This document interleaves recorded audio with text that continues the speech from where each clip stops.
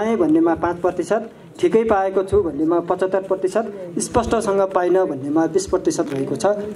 कुनै सिफारिसको लागि लाग्ने दस्तुर बाहेक अतिरिक्त रकम दिनु पर्यो भन्ने प्रश्नमा दिए भन्नेमा 5% छ, थोरै दिए भन्नेमा 45% छ, मागिएन दिएन भन्नेमा 50% छ।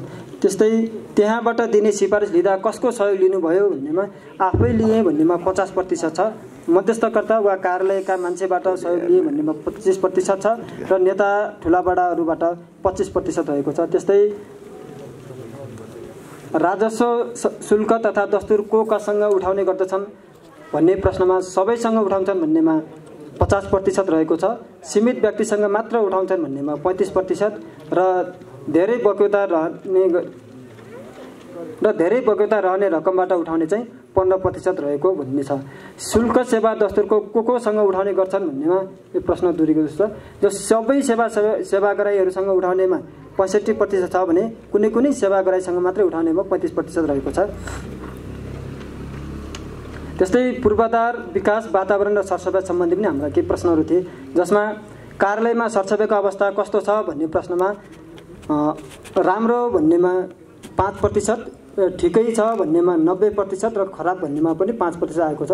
त्यस्तै कार्यालयमा सरसफाइ सम्बन्धी गुनासो गर्दा त्यसमाथि कारबाही कतिको गरिन्छ भन्नेमा तुरुन्तै गरिन्छ हुन्छ भन्नेमा 10%, पटक भनेपछि मात्र हुन्छ भन्नेमा 65%, जति भने पनि हुन्न भन्नेमा 25% रहेको छ। त्यस्तै तपाईको विचारमा गाउँपालिकाले सरसफाइ तथा जनस्वास्थ्य सम्बन्धी कार्यक्रम के कस्ता किसिमले गर्छ भन्नेमा नियमित गर्छ भन्नेमा 5%, ठिकै गर्छ भन्नेमा 80% र नियमित रूपमा गर्दैनन् भन्नेमा 15% रहेको छ। त्यसैगरी तपाईको गाउँपालिकामा विकास निर्माणको स्थिति कस्तो छ भन्नेमा एकदम राम्रो छ भन्नेमा 15%, ठिकै छ भन्नेमा 75%, खराब छ भन्नेमा 10% रहेको छ।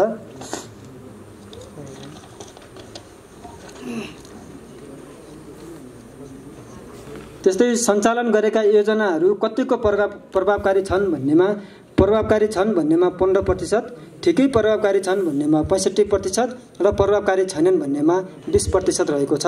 त्यस्तै सञ्चालन गरेका योजनाको बिल भुक्तानी दिने व्यवस्था कस्तो छ भन्नेमा सहज भन्नेमा 5%, ठिकै छ भन्नेमा 75%, अप्ठ्यारो छ भन्नेमा 20% रहेको छ।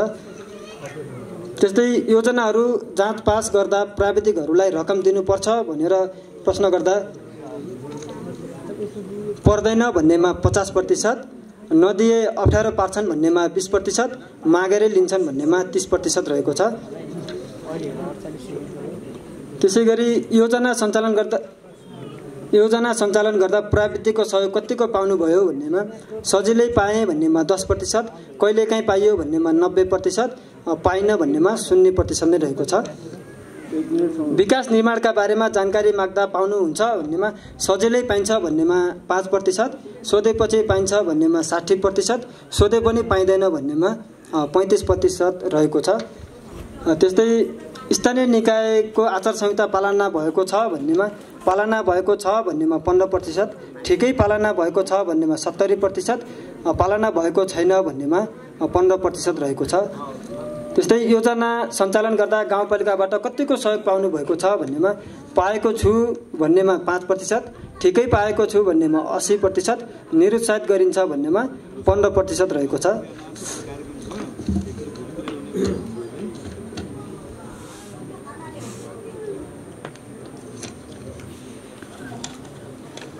त्यस्तै गाउँपालिकाको वित्तीय व्यवस्थापन र कार्य सम्पादनको सन्दर्भमा केही प्रश्नहरू छन्। आर्थिक स्रोत, गाउँपालिकाको आर्थिक स्रोत कस्तो छ भन्नेमा आर्थिक स्रोत उपलब्ध छ भन्नेमा 15%, उपलब्ध ठिकै कम छ भन्नेमा 55%, अति कम छ भन्नेमा 30% रहेको, के अरे स्रोत उपलब्ध छैन भन्नेमा 30% रहेको छ। त्यस्तै काम गर्ने प्रणाली र प्रक्रिया कस्तो छ भन्नेमा अति सरल छ भन्नेमा 0%, ठिकै छ भन्नेमा 90% र जटिल छ भन्नेमा 10% रहेको छ। त्यस्तै कार्यालयमा भएका कर्मचारीमा सिप कस्तो छ भन्नेमा आवश्यक सिप छ भन्नेमा 40%, आवश्यकभन्दा कम सिप छ भन्नेमा 55%, सिप निकै कम छ भन्नेमा 5% रहेको छ।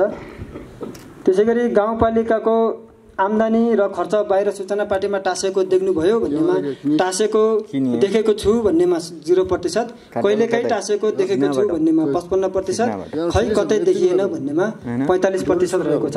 त्यस्तै कार्य सम्पन्नको आधारमा मूल्याङ्कन भएको छ कि छैन भन्ने प्रश्नमा छ भन्नेमा 0%, ठिकै मूल्याङ्कन गरिएको छ भन्नेमा 75% र थाहा छैन भन्नेमा 25% रहेको छ। त्यस्तै वर्तमान कार्य सञ्चालन संरचनाप्रति कतिको सन्तुष्ट हुनुहुन्छ भन्नेमा सन्तुष्ट छु भन्नेमा 10%, ठिकै सन्तुष्ट छु भन्नेमा 60%, जानकारी छैन भन्नेमा 30% रहेको छ। त्यस्तै पारदर्शिता सम्बन्धी पनि हाम्रो केही प्रश्नहरू थिए।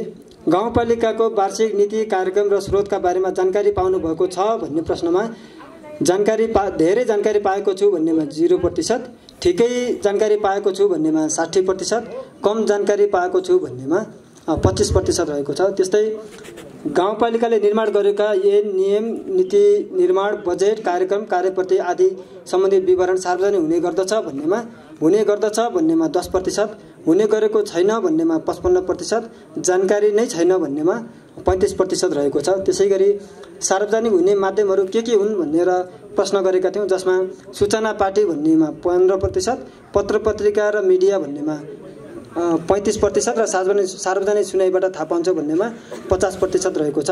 त्यस्तै गाउँपालिकाको कार्यालयबाट तपाईँले चाहेको विवरण पाउनु भएको छ भन्नेमा सहजै पाएँ भन्नेमा 15%, धेरै पटक भनेपछि पाएँ भन्नेमा 20% छ भने 65%ले चाहिँ वास्ता नै गरेनन् भन्ने छ।